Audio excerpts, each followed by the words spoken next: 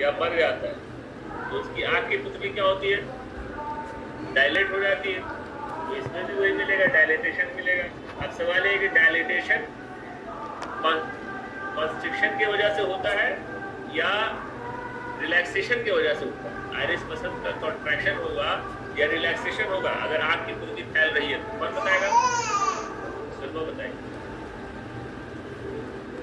बताओ। रिलैक्सेशन होगा जो और जो मिलेगी। एट्रोपिन जब डालते हैं तब भी रिलैक्स हो जाता है, जब फैल जाती है। अब आंख की पुतली जब फैल जाती है, अब यहाँ पे थोड़ा सा आई से रिलेटेड डिस्कस कर ले। जब यहाँ पे आंख की पुतली के बारे में बात आई है, आई से रिलेशन टेकन कर देते हैं कब, जब मान लीजिए पिपल जब डायलेट हो रहा है, नॉर्मल कंडीशन में जब हम किसी चीज को देखते हैं या पिपल कॉन्स्ट्रिक्ट हो रहा है, पिपल डायलेट कब होती है, अंधेरे में होती है या रोशनी में होती है, ये लाइट में होगी या आगे इसको नाइट में हो, डीप लाइट में, डीप लाइट में डायलेट हो जाएगी और ब्राइट लाइट होगी तो क्यों होगा ऐसा। मान लीजिए अगर सूरज की तरफ देखना चाहते हैं तो आप पिपल क्या होता है, कंस्ट्रिक्ट हो जाता है ना, नहीं देख सकते कम।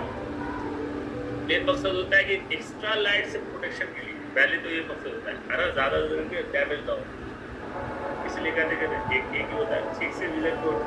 अब यहाँ पे एक नई चीज आ गई, यहाँ पे एक इम्पोर्टेंट चीज का डिस्कस करना चाह रहा हूँ मैं कि जो लोग हम लोग को चश्मा, याद रखिएगा, हम लोग चश्मा लगाते हैं, इसका मकसद जो होता है चश्मा लगाते हैं, इसमें कब, इसमें भी आप वो चीज नहीं देख पाते हैं तो बिल्कुल कंस्ट्रिक्ट करने की कोशिश करते हैं या डायलेट करते हैं। इसमें अगर मायोपिया होगा तब इंसान बिल्कुल कंस्ट्रिक्ट करना चाहेगा या हाइपरमेट्रोपिया होगा तब करना चाहेगा। एक नई बात आ गई, कभी एक्सपीरियंस जो लोग करते हैं वो उस चीज को एक्सपीरियंस से बता सकते हैं। जिन लोगों को दूर की चीजें नहीं नजर आती है ना, दूर की जब देखा होगा बड़े लोगों को या फिर अपने मायोपिया के, सबसे पहले तो इम्पोर्टेंट मायोपिया में क्या होगा, दूर की चीजें नहीं दिखाई देंगी या नजदीक की चीजें नहीं दिखाई देंगी। सबसे पहले तो ये जानना चाहिए मायोपिया चश्मा कौन लगाता है मेरे अलावा, है ना, दूर का नहीं दिखता सर मायोपिया में। मायोपिया में दूर का नहीं दिखता है ना, जैसे मैंने लेंस लगाया तो मायोपिया में दूर का नहीं दिखता है। तो मायोपिया में दूर का नहीं दिखता है तो उस दूर को देखने के लिए अगर कोई बिना चश्मा हो, है ना, चश्मा नहीं लगाया हो, मायोपिक का दूर का नहीं दिखता है, तो बिल्कुल कंस्ट्रिक्ट करके देखना चाहेगा या डायलेट करके देखना चाहेगा, ये है मेरा सवाल। कंस्ट्रिक्ट करके देखना चाहिए, कंस्ट्रिक्ट करके, चलो ये एटलीस्ट इतना आंसर सही है। अब दूसरा सवाल साइंटिफिक का, मायोपिया में जो इमेज बनती है ना, मायोपिया में जो इमेज बनती है वो रेटाइना से पहले बन जाती है या पीछे बन जाती है, इससे सब चीज जुड़ी हुई है, साइंटिफिक चीज नहीं। अगर हम मायोपिया कह रहे हैं, किसी को मायोपिया हुआ, मायोपिया भी यूपीएससी के सिलेबस में या आई का सिलेबस में कुछ भी पूछ सकता है। मायोपिया में इमेज रेटाइना से पहले बनती है या रेटाइना से बाद बनती है, कौन बताएगा? रेटाइना से बाद में, रेटाइना से बाद, रेटाइना से बाद में बनेगी तो फिर मामला जो है अलग हो जाएंगे, है ना। जब हम मायोपिया में है उसमें हमेशा जो है रेटाइना से पहले इमेज बन जाती है। अब रेटाइना से पहले इमेज बन जाती है तो इसीलिए उसका नाम हिंदी में है निकट दृष्टि दोष, है ना, या मायोपिया कहते हैं। दो तीन बातें याद रखें, in myopic condition image form in front of retina, in hypermetropia image form in behind the retina. ठीक, इसी पे डिपेंड करेगा कि हम इसको कैसे ठीक करेंगे। मायोपिया अगर है तो उसमें कौन सा लेंस लगेगा, हाइपरमेट्रोपिया है तो उसमें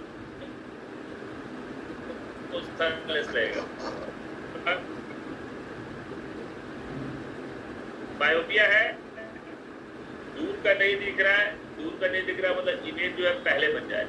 उस इमेज को रेटाइना पे पहुंचाने के लिए हमें यूज करना पड़ता है कौन सा लेंस, कॉनकेव लेंस या कॉन्वेक्स लेंस, कौन बताए? कॉनकेव। कॉनकेव दो ही है। कॉनकेव लेंस मान लो सवाल आया कि मायोपिक विजन या कोई भी उसका यूनानी नाम ही ले दिया है ना, कौन सा लेंस हम यूज करेंगे, कॉनकेव लेंस यूज करेंगे या कॉन्वेक्स लेंस? तो सबसे पहले कॉनकेव लेंस यूज करेंगे। क्यों लेंस करेंगे कि कॉनकेव लेंस का काम क्या है, डाइवर्जिंग लेंस कहलाती है, डाइवर्जन करती है लाइट का जो है, डाइवर्स करती है मतलब फैला देती है लाइट को। डाइवर्स करके वो क्या करेगी, उसमें जब जो इमेज रेटाइना से पहले बन रहा है उसको फैला करके वो पीछे की तरफ करके वापस रेटाइना पे पहुंचा देती। इसलिए चीजें जो सही दिखाई देने लगती। अब सवाल होता है वो लेंस में कम पावर रहेगा या जो हम चश्मा लगाएंगे उसमें कम पावर। मान लीजिए किसी का आंख डैमेज उसको नहीं दिखाई दे रहा, तो जो लेंस प्रिस्क्राइब होगा उसके कॉन्टैक्ट लेंस है ना और चश्मा, इसमें किसमें पावर कम होगा? लेंस में मान लीजिए एक आदमी चश्मा लगाता है उसका पावर है 3 डायोप्टर, -3 जहाँ लिखा रहता है ना समझिए 3 डायोप्टर, 1.25 लिखा हुआ मतलब 1.25 डायोप्टर उसकी यूनिट है। अब वही आदमी चाहता है कि हम चश्मा ना लगाएं लेंस लगाएं, तो लेंस में उसका पावर कम आएगा या ज्यादा आएगा? कम आएगा सर। कम आएगा है ना, लेंस में पावर उसका कम आएगा। 3 आ रहा है तो वहाँ पे 2.5 आएगा, लेंस का पावर है ना कम आएगा। उसका एक अलग फार्मूला है, इस पर बस इतना याद रखना है, कम आएगा। 4 बातें याद रखनी है। मायोपिक अगर है तो उसमें कॉनकेव लेंस लगेगा, उसकी इमेज जो है पहले बनेगी, डाइवर्जिंग लेंस यूज होगा, और अगर चश्मा की जगह पे लेंस लगा रहा है तो उसका पावर कम। ये 3 बात। अगर हाइपरमेट्रोपिया है इमेज उसकी पीछे बनेगी, उसको ठीक करने के लिए कॉन्वेक्स लेंस यूज होगा, उसको कन्वर्जिंग लेंस करते हैं, वहाँ भी पावर जो है लेंस के हिसाब से कम रहेगी एज कम्पेयर टू चश्मा, एज कम्पेयर टू स्पेक्ट। ये 4 बातें आएगी। और जो उसने बताया कि अगर दूर का नहीं दिखाई दे रहा तो पीपल को कंस्ट्रिक्ट करके देखेगा, और अगर नजदीक का नहीं तो डायलेट करके देगा। कभी देखे आप बड़े बूढ़े को पेपर पढ़ने की कोशिश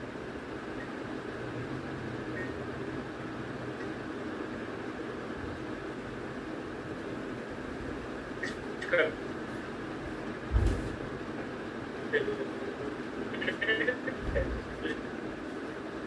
है ना, कंस्ट्रिक्ट करके देखने की कोशिश कर देगा। ये 4 बात याद रखिए। यहाँ पे आई का जिक्र किया तो मैंने बता दी। हाँ तो अच्छा, तो फिर रेटाइना की लेयर कितनी होती है? रेटाइना की कितनी लेयर है पिछले क्लास में बता चुके हैं। रेटाइना में कितने तरह के सेल पाए जाते हैं, लेयर कितनी है? रेटाइना में 10 लेयर पाई जाती है। अरे रेटाइना की 10 लेयर है, उसमें है रॉड एंड कोन्स, पहले ही बता चुके हैं। रॉड एंड कोन जो है वो लेयर है, और वो नाइट ब्लाइंडनेस जो होती है विटामिन ए की डिफिशिएंसी से होती है, जिसमें कि रोडोप्सिन नहीं बनता है, इसलिए रात में दिखाई नहीं देता है, दिन में ठीक दिखाई देता है। रॉड्स रिस्पॉन्सिबल है नाइट विजन के लिए, कोन्स रिस्पॉन्सिबल है लाइट विजन के लिए। ये दोनों लेयर है रेटाइना की, जिसकी वजह से इमेजेस बनती है। गशिया बलगमा की अमूमन रोजाना आएगी। क्यों आएंगी रोजाना? क्योंकि जब हम लोग बलगमी पढ़ रहे थे, चाहे मुआलबा पढ़े चाहे लस्का पढ़े, वहां भी रोजाना आ रहा था। तो जब गशिया होमे गशिया बलगमे की बात करेंगे तो जाहिर सी बात है इसको समझना, याद नहीं करना, रोजाना आएगी। और अगर सफराविया की बात करेंगे तो तीसरे दिन आएंगे। क्यों आएंगे तीसरे दिन? जब हम लोग गिबे दायरा और गिबे लाजो पढ़ रहे थे तो वहां सफरावी का पैटर्न है कि वो तीसरे दिन बुखार पैदा करेगा। बलगमी का पैटर्न है कि रोजाना करेगा, है ना। अगर 2 टाइप है, होमे गशिया बलगमिया है, तो उसमें अमूमन रोजाना आएंगे। होमे गशिया सफराविया है तो तीसरे दिन आएगा, यानी कि मरीज हर तीसरे दिन बेहोश हो जाएगा, है ना। उसके तो बेहोश नहीं होगा तो होमे गशिया वो कहलाएगा नहीं। ये बात। अब सिंपल होमे मुख्तलता नाम से ही पता चल रहा है, बेकायदा बुखार जिसका कोई पोर्टन नहीं होगा उसको हमने होमे मुख्तलता कहेंगे, ठीक है ना। उसको हम होमे मुख्तलता कहेंगे। मलिक बताओ जल्दी से, लेफूरिया जो बुखार है उसमें क्या होता है? गर्मी अंदर होती है बाहर होती है? देखने जाएगा तो बताइए, कुछ याद है? पढ़ाया होगा तुम्हारे इसमें, वो पढ़ा था तुम्हारे याद क्या madam? Dilshad sir, Dilshad sir. Dilshad sir का टॉपिक है ये क्या? दिलशाद सर के लेफूरिया के बारे में क्या बताया? लेफूरिया भूल भी गए होगा अब तक बताया वो। लेफूरिया वो बुखार है जिसके अंदर गर्मी और बाहर सर्दी। डेफिनेटली एक बार लेफूरिया अंदर गर्मी और बाहर सर्दी, इसको याद रखना बड़ा मुश्किल होता है, आप लोग सब नहीं याद होता। लेफूरिया अंदर गर्मी बाहर सर्दी, और अफियालूस में अंदर सर्दी बाहर गर्मी। अंदर सर्दी गर्मी, अब दोनों मिक्स हो गया अफियालूस और लेफूरिया। इसमें क्या होगा? दोनों चीजें होगी, गर्मी भी होगी, अंदर भी गर्मी होगी, बाहर भी गर्मी होगी, फिर सर्दी भी दोनों जगह होगी, तो हर कैफियत इसमें मौजूद होगा। तो इसके लिए बस यही दो बातें इंपॉर्टेंट, और कुछ नहीं इंपॉर्टेंट। सर सिर्फ याद रखना है, आज गया था एक बार आ गया था। लेफूरिया में क्या होता है? अंदर गर्मी, हम लोग शायद टेस्ट दे रहे थे, क्वेश्चन आ गया था। लेफूरिया में अंदर गर्मी बाहर सर्दी, अफियालूस में बाहर गर्मी अंदर सर्दी, और दोनों को फिर मिक्स कर देंगे। अब है हुक्म मुतबका। हुक्म मुतबका का डिफिनेशन बताओ जल्दी से, क्या किसकी टाइप है ये?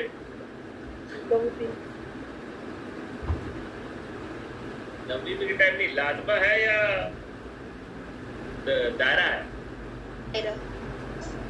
दायरा किसने बोला? भूल गए इसका। हमने सबसे शुरू में पढ़ा था हुक्म लाजमा की दो किस्में। हाँ, हुक्म लाजमा की दो किस्में है, मुतबका और फितरा। याद कर ले, मुतबका और फितरा।